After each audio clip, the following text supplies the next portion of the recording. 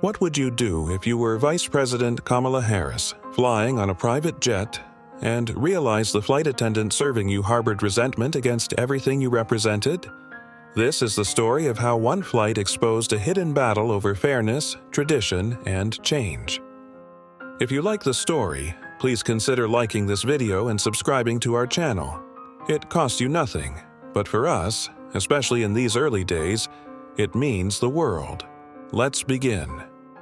The Maldives-bound private jet soared through a sea of cotton-white clouds, its sleek frame cutting effortlessly across the boundless blue. Inside, the hum of the engines provided a soothing backdrop to the scene, though the cabin's atmosphere was anything but serene. Vice President Kamala Harris gazed out of the oval window, her eyes tracing the horizon as her mind raced with thoughts. A rare moment of solitude amidst her relentless schedule, this flight was meant to be a reprieve. Yet, the tension in the air made it impossible to unwind. She caught her reflection in the glass, a poised exterior masking a mind trained to detect shifts in tone, demeanor, and unspoken sentiments.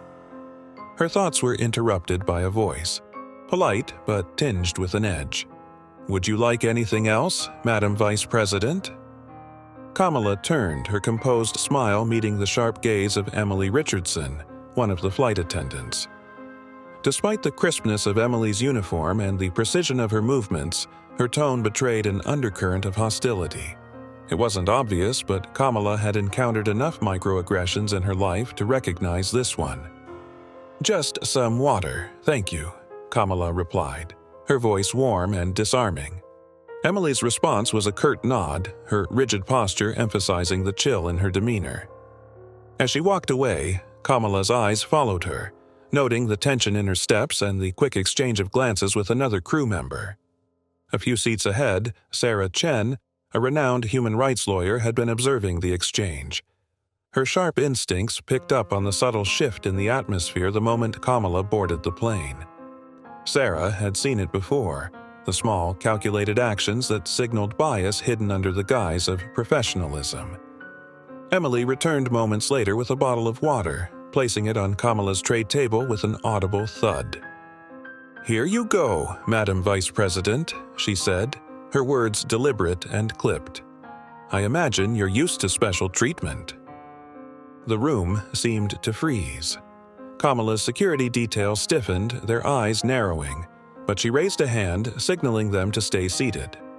Her calm demeanor remained unshaken as she replied, "Thank you, Miss Richardson." Emily didn't respond, retreating to the galley without another glance. Sarah leaned closer, her voice low. "Do you want me to say something? This feels deliberate." Kamala shook her head. "Let's wait. Sometimes people reveal more if you give them time." The jet continued its smooth journey, the tension on board thickening like an approaching storm.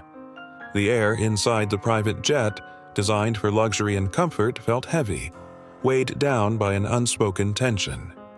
Kamala Harris's calm demeanor belied her sharp awareness of the unfolding dynamics.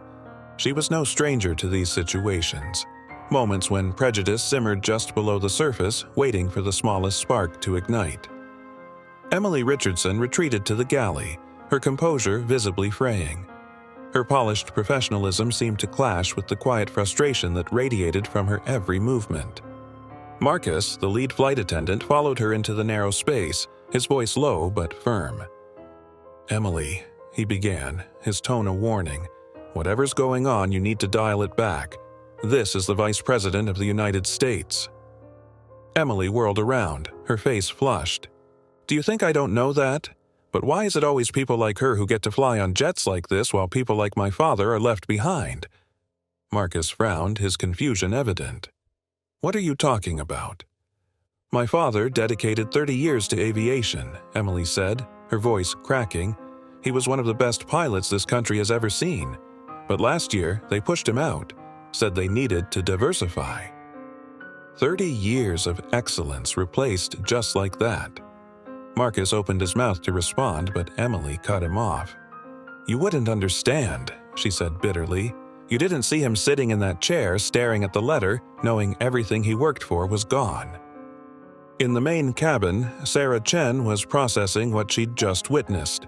She had spent her career fighting discrimination, advocating for equity in workplaces and communities. Her intuition told her this was about more than a single flight attendant's bad attitude. Her thoughts were interrupted when Kamala's personal assistant, Ben, leaned over. "Madam Vice President," he said softly, "do you want us to address this now?" Kamala shook her head. "Not yet. Let's see how this unfolds." Sarah admired Kamala's patience. Lesser individuals might have demanded immediate action, but Kamala understood the power of observing, waiting, and gathering information before making a move. A few minutes later, Emily emerged from the galley, her posture rigid as she resumed her duties. Her eyes darted briefly toward Kamala, but she quickly looked away. The other crew members moved with practiced efficiency, though their unease was palpable. It was clear that Emily's behavior had disrupted the usual flow of their work. Marcus, now visibly concerned, approached Kamala with a hesitant smile. "Madam Vice President," he began, his voice carefully measured, "is everything to your satisfaction?" Kamala's smile was kind but knowing. "Everything is fine. Thank you, Marcus." He nodded and retreated, though not without a wary glance at Emily, who was refilling another passenger's drink with a little too much vigor. Sarah decided to break the silence. "Madam Vice President," she said, leaning slightly forward, "I've handled enough cases to know when something isn't right. If you'd like, I could—" Kamala held up a hand, her expression thoughtful. "I appreciate your concern, Sarah, but sometimes it's better to let people reveal their true selves. It tells a fuller story." Emily's true self, it seemed, was beginning to surface. She moved through the cabin with a forced precision, her interactions with other passengers lacking warmth. When she passed Kamala again, her expression flickered, an almost imperceptible flash of resentment. As the jet cruised over the Indian Ocean, Kamala took a moment to reflect. Her mind wandered to her own journey, years of navigating spaces where she was often the only woman of color in the room. She thought of her mother, a trailblazing scientist who had faced her own battles against systemic bias. The lessons her mother had imparted were etched into Kamala's very being.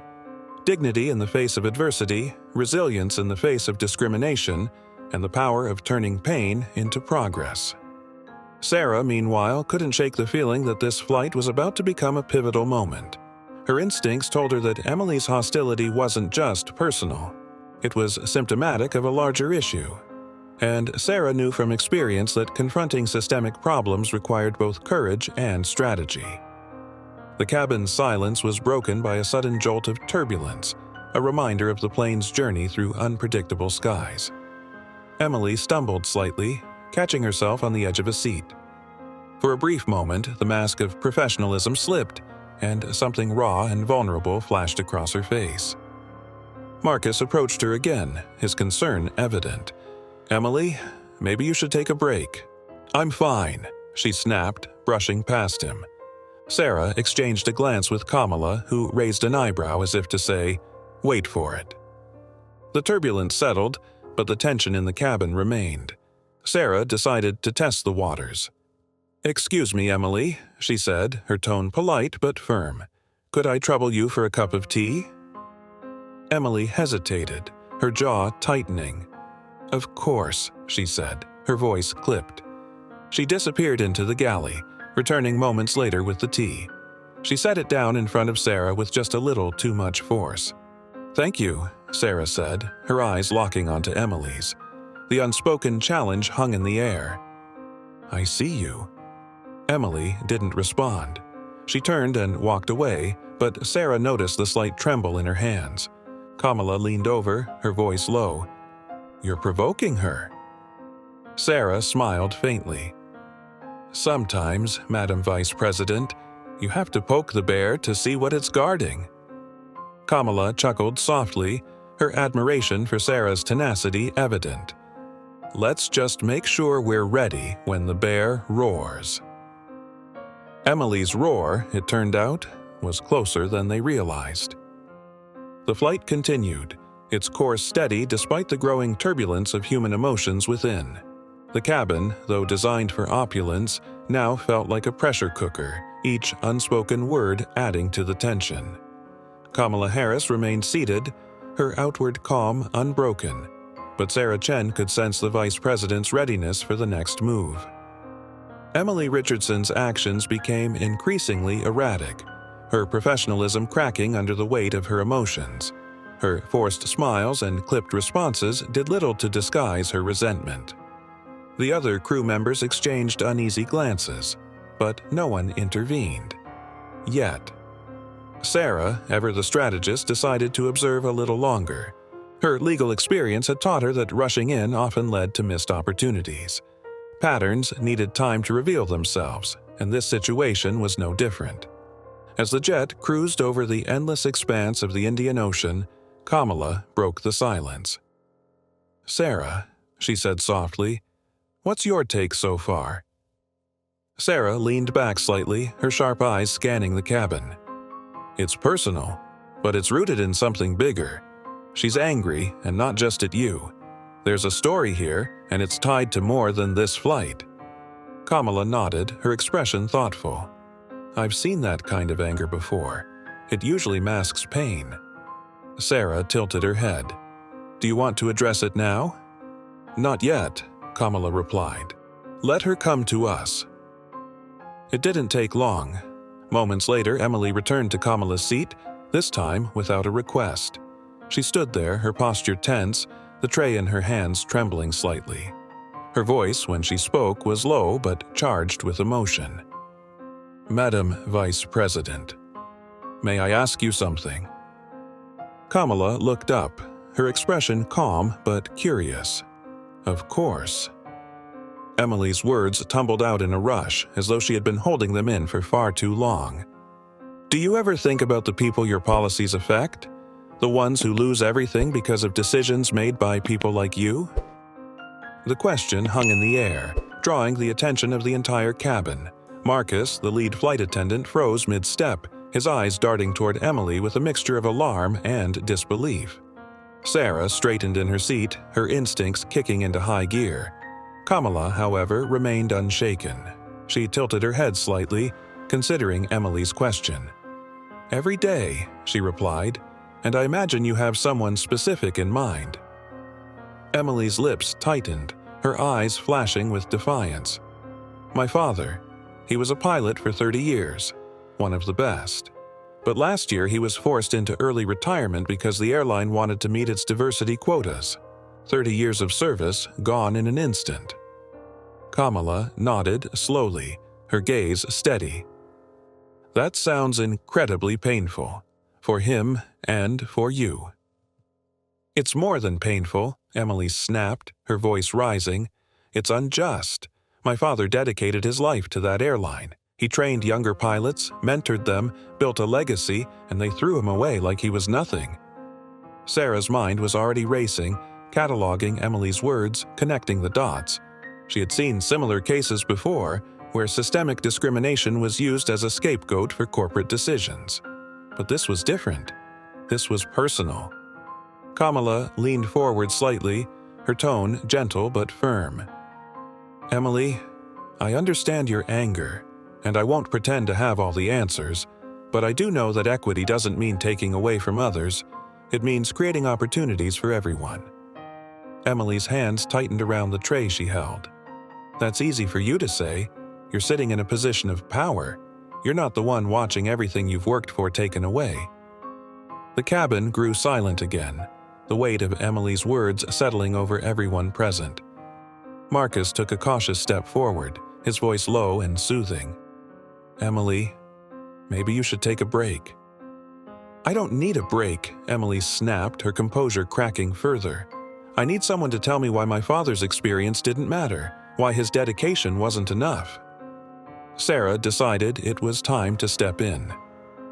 "Emily," she said, her tone measured, "may I ask how long your father had been with the airline?" 30 years, Emily said, her voice trembling with emotion. "He started as a co-pilot and worked his way up. He was respected, loved." "And what happened in his final year?" Sarah pressed gently. Emily hesitated, her gaze dropping to the floor. The airline said they needed to diversify. They brought in younger pilots, some without half his experience. He trained some of them, for God's sake, and then they told him his services were no longer needed. Kamala listened intently, her expression thoughtful. "Emily," she said softly, "I don't doubt your father's contributions or his pain, but let me ask you this. Do you think those younger pilots, those who don't look like your father, deserved a chance to pursue their dreams too?" Emily's jaw tightened, her eyes glistening with unshed tears. Maybe they did, but not at his expense. Kamala leaned back slightly, her gaze never leaving Emily's face. Equity is never easy. It forces us to confront uncomfortable truths. But the goal isn't to replace one group with another, it's to create space for everyone. The turbulence returned, shaking the cabin briefly as if echoing the emotional intensity of the moment. Emily stumbled slightly, catching herself on the edge of a seat. For a brief moment she looked lost, her anger giving way to something more vulnerable. Marcus seized the opportunity to guide her toward the galley. "Come on, Emily," he said softly. "Let's take a moment." Emily allowed herself to be led away, her steps faltering. Sarah watched her go, her mind already formulating a strategy. Kamala turned to Sarah. "Thoughts?" "She's hurting," Sarah said, "and she's misdirecting that hurt. But there's more to this story. Her father's experience, his retirement, might be tied to systemic issues, but it's being used as a weapon by those who oppose progress." Kamala nodded slowly. "We need to address this carefully. If we alienate her, we lose the chance to make a bigger point." The cabin settled once more, the tension lingering like an unresolved chord. Sarah glanced toward the galley, where Emily and Marcus were engaged in a hushed conversation. She knew this moment was a turning point, not just for Emily, but for everyone on board. The turbulence in the skies seemed to mirror the turbulence in Emily Richardson's heart. As she stood in the galley, Marcus's words washed over her like distant waves, their meaning barely penetrating the storm of emotions raging within. Her father's face flashed in her mind, his proud smile, the way his eyes would light up when he spoke about his career.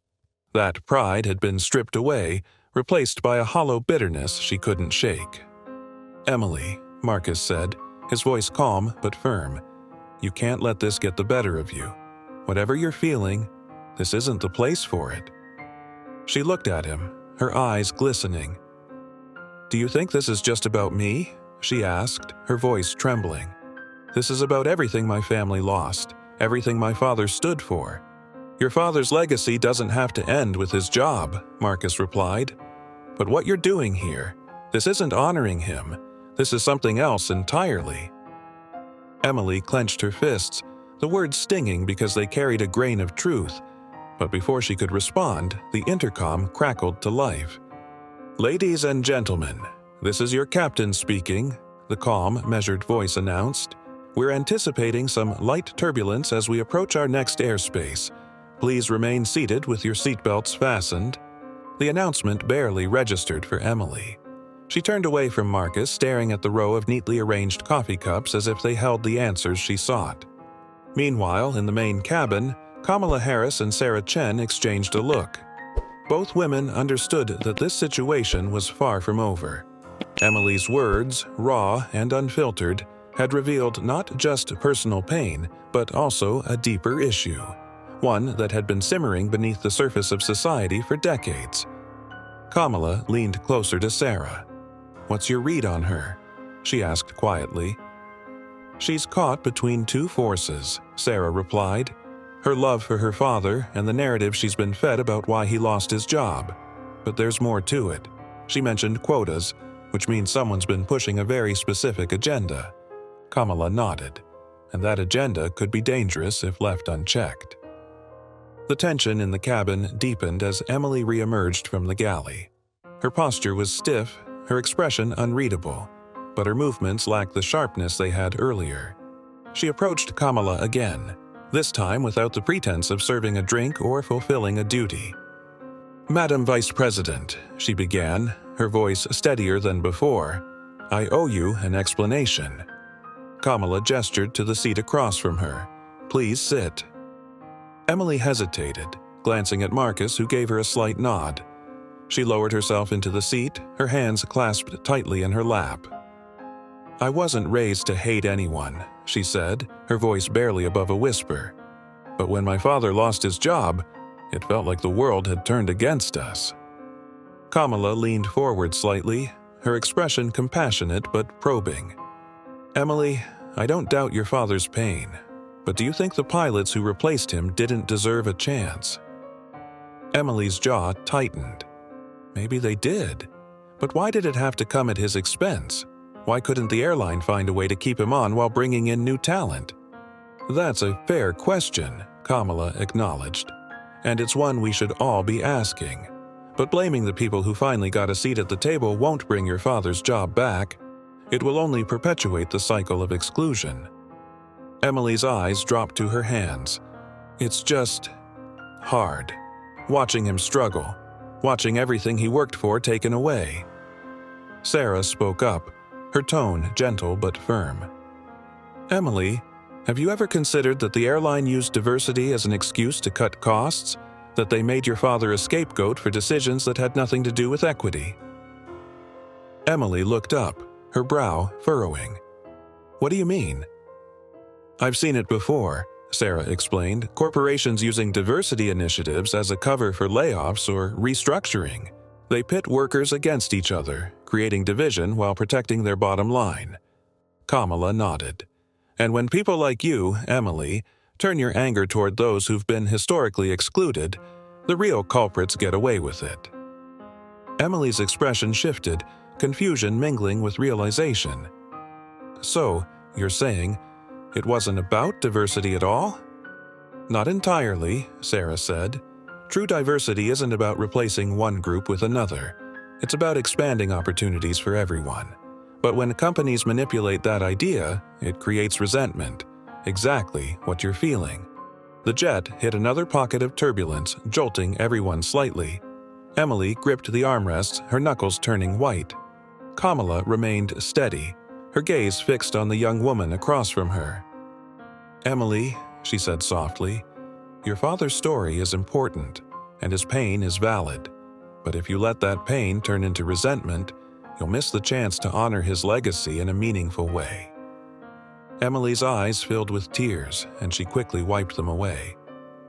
"I don't know how to do that," she admitted. "I don't know how to move past this." "You start by understanding," Kamala said, "by asking questions instead of making assumptions, and by recognizing that the fight for equity isn't about taking from others, it's about building a future where everyone can thrive." The cabin grew quiet again, the weight of Kamala's words sinking in. Emily sat back, her expression thoughtful but conflicted. Marcus approached cautiously, his voice low. "Madam Vice President, may I speak with you privately for a moment?" Kamala excused herself, following Marcus to a quieter corner of the cabin. "What is it?" she asked. "There's something you should see," Marcus said, handing her a tablet. On the screen was a series of emails, their subject lines alarming. "Preserve aviation culture. Resist the agenda. Defending tradition." The emails were part of a private group chat involving several airline employees, including Emily. Kamala's eyes narrowed as she scanned the messages. The language was coded but unmistakable, a coordinated effort to undermine diversity initiatives and perpetuate exclusionary practices. "Where did you get this?" Kamala asked. "One of the other crew members forwarded it to me," Marcus replied. "They were concerned about what's been happening behind the scenes." Kamala's mind raced. This wasn't just about Emily or her father. This was part of a larger, systemic issue, one that required immediate action. She returned to her seat, handing the tablet to Sarah. "We have a bigger problem," she said quietly. "This isn't just about one airline. This is about a culture that's resistant to change." Sarah's eyes scanned the emails, her expression growing grimmer with each line. "This could be the smoking gun," she said. "Proof of intentional discrimination disguised as tradition." Kamala nodded. "But we need to handle this carefully. If we go public without a plan, it could backfire." Sarah leaned back, her mind already working through the possibilities. "We need more evidence," she said, "and we need Emily's cooperation. If she's willing to speak out, it could change everything." The jet's descent toward its destination began, the view of the Maldives coming into focus through the windows. But for everyone on board, the journey was far from over. Kamala turned to Emily, her voice steady and resolute. "Emily, we need your help. What you've experienced and what you know could make a difference. Are you willing to be part of the solution?" Emily hesitated, her gaze shifting between Kamala and Sarah. The weight of the moment was palpable, the decision before her one that could change not only her life but also the lives of countless others. "I don't know," she said finally, her voice trembling. "I don't know if I'm ready." "You don't have to decide right now," Kamala said. "But think about what your father would want. Would he want you to hold on to anger, or would he want you to fight for something better?" Emily's eyes filled with tears once more, but this time she didn't wipe them away. "I'll think about it," she said quietly. As the plane touched down on the sunlit runway, the tension in the cabin began to shift. What had started as a flight to paradise had become a journey toward something far more profound, a reckoning with the past and a fight for the future. The jet rolled to a smooth stop on the tarmac, its gleaming exterior reflecting the brilliant sunlit skies of the Maldives. But inside, the air remained heavy with unresolved conflict. Emily Richardson sat in her seat, her gaze fixed on the floor, her thoughts a turbulent storm of guilt, anger, and confusion. Kamala Harris and Sarah Chen exchanged a glance. Both understood the delicate nature of what was unfolding. Emily was at a crossroads, and the choice she made now could have ripple effects far beyond this flight. As the passengers began gathering their belongings, Kamala stood and approached Emily. Her presence was calm, unthreatening, but commanding enough to draw the younger woman's attention. "Emily," Kamala began, her voice steady, "I know you're struggling with what happened to your father, and I know you feel like you've been fighting this battle alone, but you're not."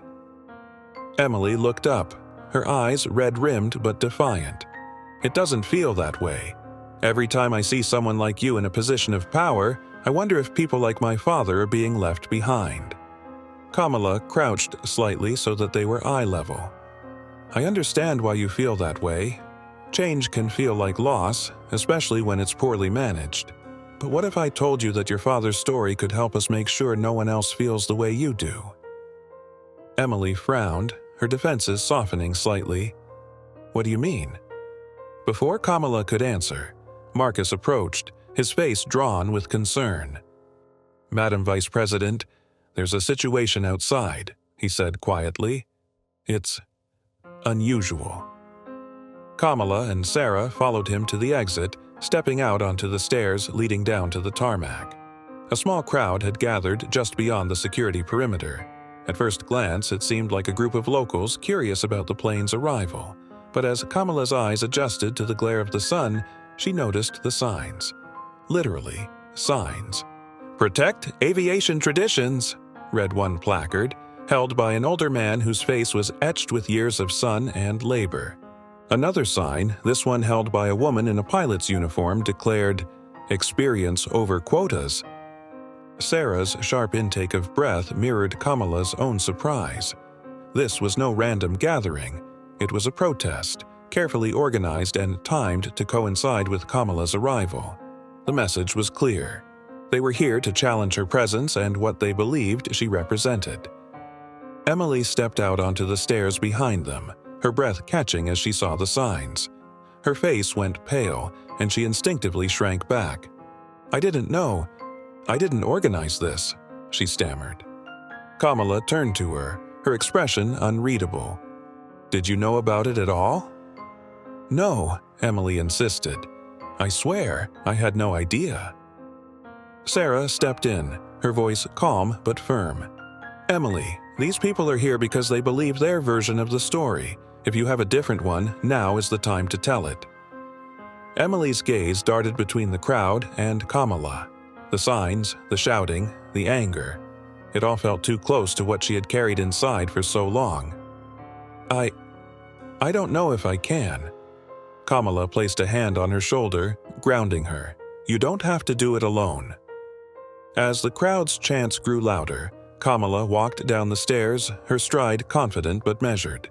Sarah followed closely, her phone in hand, already documenting the moment. Emily lingered at the top, torn between fear and an emerging sense of responsibility. When Kamala reached the perimeter, the chanting quieted slightly. The crowd seemed surprised by her willingness to approach them. She scanned their faces, noting the mix of anger, frustration, and uncertainty. A man stepped forward, his graying hair and weathered face giving him an air of authority. He held a sign that read, "Tradition Matters," and his voice was steady but charged with emotion. "Madam Vice President," he began, "with all due respect, you don't understand what you're doing to our industry. People like me have spent our lives building these careers, and now we're being pushed out." Kamala met his gaze, her tone calm but firm. "I'm not here to take anything away from you. I'm here to make sure that everyone has the chance to build the same careers you've had." "And what about us?" the man shot back. "What about the people who've already earned their place? Why should we lose what we've worked for?" Sarah stepped forward, her voice carrying the authority of years spent in courtrooms. "No one is saying you should lose anything, but systems that favor one group over another aren't fair, whether you've benefited from them or not." The man hesitated, his grip tightening on the sign. "It's not about fairness, it's about experience. You can't replace 30 years of flying with a diversity hire who doesn't know what they're doing." Emily flinched at the words, and Kamala caught the reaction. She turned to the crowd, her voice steady and clear. "I hear your frustration, and I understand your fear, but ask yourself this. How many talented individuals have been denied the chance to gain experience because they didn't look the part? How many dreams have been grounded before they ever had the chance to take flight?" The crowd murmured, uncertainty rippling through their ranks. Sarah took the opportunity to hold up her phone. "We've seen the emails," she said, her voice cutting through the noise. "We know about the coordinated effort to undermine diversity initiatives. This isn't about experience, it's about power." The graying man's face hardened. "Those emails don't represent us. We're here because we believe in merit, not quotas." "Then prove it," Kamala challenged. "Help us create a system that values merit without excluding those who've been unfairly shut out. Stand with us, not against us." The tension was palpable, the crowd shifting uneasily. Emily, still standing at the top of the stairs, felt a surge of something unfamiliar. Courage. She stepped forward, her voice trembling but determined. "She's right," Emily said, her words silencing the crowd. "This isn't about taking anything away. It's about giving others the chance my father had." The graying man turned to her, his expression a mix of surprise and confusion. "And who are you?" "I'm someone who's been angry for a long time," Emily admitted. "Angry at what my father went through. Angry at what I thought caused it. But now I see it wasn't about diversity. It was about the system using that as an excuse to cut costs and divide us." Her words hung in the air, the crowd processing the unexpected turn. Kamala stepped beside Emily, offering her silent support. The man lowered his sign slightly, his shoulders sagging. "Then what do we do?" he asked, his voice heavy with resignation. "We start by listening," Kamala said. "By recognizing that fairness doesn't have to come at the expense of tradition, and by working together to build a future where everyone has a chance to succeed." The murmurs grew louder, this time with a different tone. Some nodded in agreement, while others looked uncertain but less hostile. Emily felt the weight on her chest begin to lift, replaced by a flicker of hope. As the crowd began to disperse, Kamala turned to Sarah. "We need to dig deeper. If this is happening here, it's happening elsewhere." Sarah nodded. "I'll start compiling the evidence. This isn't over yet." Emily, standing beside them, felt a strange sense of peace. For the first time in months, she felt like she was part of the solution instead of the problem. The sun hung low in the Maldives sky, casting golden light across the tarmac as the last protesters began to disperse. The scene had shifted from confrontation to contemplation, but the gravity of what had transpired lingered. Emily Richardson stood beside Vice President Kamala Harris, the weight of her recent revelation still settling in her chest. Sarah Chen, tablet in hand, scrolled through the evidence she had gathered. "This isn't just one protest," she said, her voice urgent. "It's part of a coordinated effort. These emails suggest a network spanning multiple airlines. Their goal isn't just to resist change, they're actively sabotaging diversity initiatives." Kamala nodded, her expression thoughtful. "Then we need to act, and we need to act decisively. If this is systemic, it's going to take more than a single statement to dismantle it." Emily's voice was hesitant but resolute. "I want to help. I don't know how, but I want to do something." Sarah looked at her, assessing the sincerity in her eyes. "Are you willing to share your story? To speak out about what you've seen and experienced?" Emily hesitated, the enormity of the question pressing down on her. "What if no one believes me? Or what if they blame me for being part of it?" "They might," Kamala said gently, "but the truth has power, and your voice could be the key to exposing what's really happening." Emily's jaw tightened as she considered the choice before her. She thought of her father, his pride in his career, and the pain he'd endured when it was stripped away. She thought of her own actions, the resentment she had carried and the harm it had caused. And she thought of the future, one that could be different if she had the courage to take a stand. "I'll do it," she said finally. "I'll tell my story." Kamala placed a hand on her shoulder, a gesture of reassurance. "You're not alone in this. We'll make sure your story is heard." Sarah began drafting a plan on her tablet, her legal mind racing through the possibilities. "We'll need to coordinate with media outlets, gather more testimonies, and present the evidence in a way that's undeniable. And we'll need to protect Emily," Kamala added. "She's taking a risk by coming forward." As they spoke, Marcus approached, his expression a mix of relief and concern. "Madam Vice President, I've just received word from the airline. They want to issue a statement addressing the protest." Kamala raised an eyebrow. "Let me guess. They're framing it as an isolated incident." Marcus nodded. "Exactly. They're claiming it was a small group of disgruntled employees acting independently." Sarah let out a frustrated sigh. "Typical corporate spin. They'll try to sweep this under the rug and move on." Kamala's eyes narrowed. "Not this time.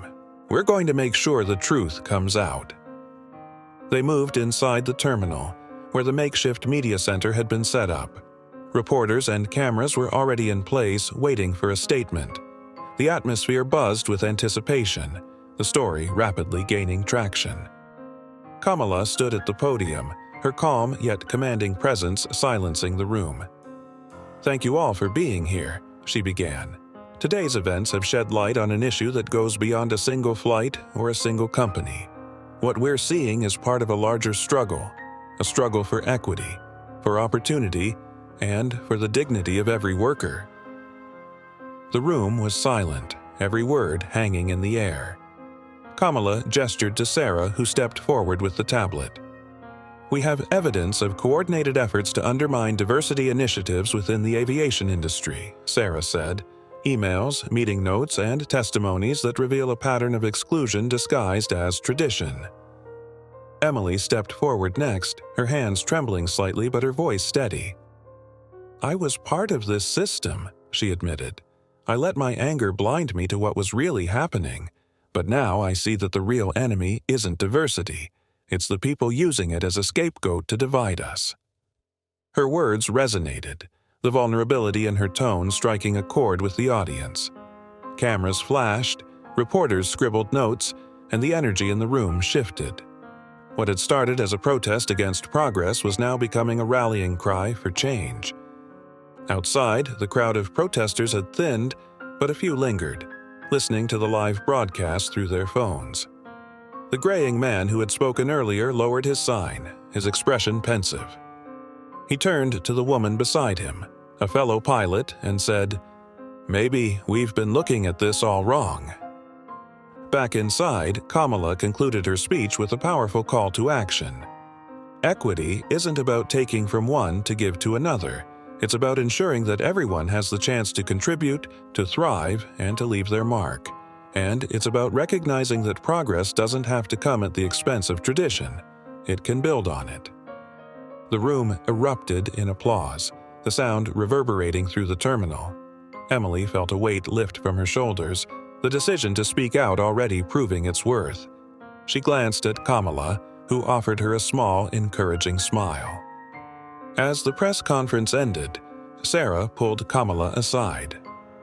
"The media response has been overwhelmingly positive," she said, "but we'll need to move quickly to capitalize on this momentum." Kamala nodded. "Start compiling everything we have: evidence, testimonies, legal precedents. This is just the beginning." Emily approached them, her expression a mix of determination and apprehension. "What happens next?" she asked.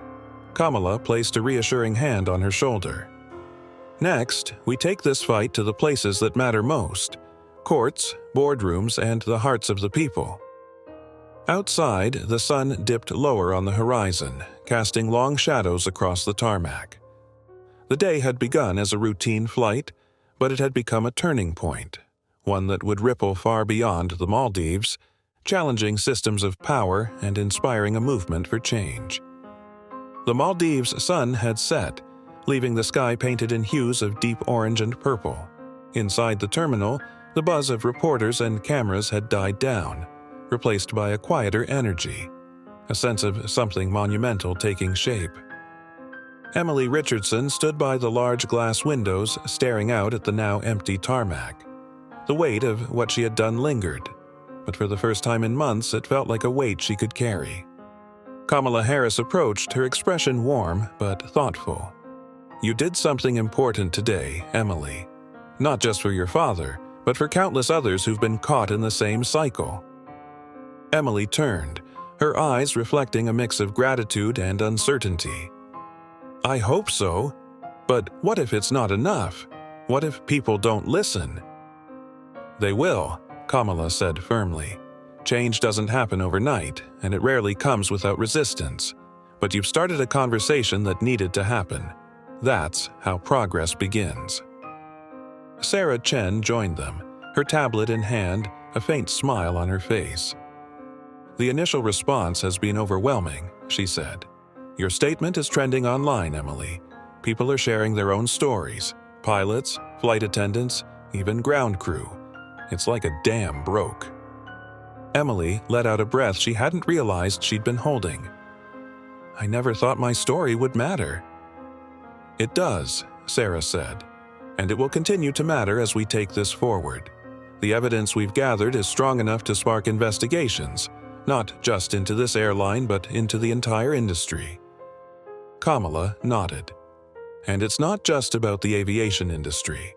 What we've uncovered here speaks to a larger issue: how organizations use fear and division to maintain the status quo. That's what we're fighting against." As they spoke, a small group of passengers approached, hesitant but hopeful. Among them was the graying man from the protest. He held his hat in his hands, his earlier defiance replaced by something softer. "Madam Vice President," he began, his voice steady but humble, "I owe you an apology. I didn't see the bigger picture before, but after hearing what you said today, I understand now. We're all part of this system, and it's up to us to change it." Kamala smiled, her tone kind but resolute. "Thank you for saying that. Change takes courage, and acknowledging our part in the problem is the first step." He nodded, stepping back as others expressed their gratitude. Emily watched the scene unfold, a sense of hope blooming within her. She thought of her father and the pride he had once carried for his career. She realized now that honoring his legacy meant fighting for a world where no one had to endure the same pain. As the night deepened, Kamala, Sarah, and Emily left the terminal, their steps purposeful and unified. The fight was far from over, but they were ready. Together, they would take to the skies and beyond.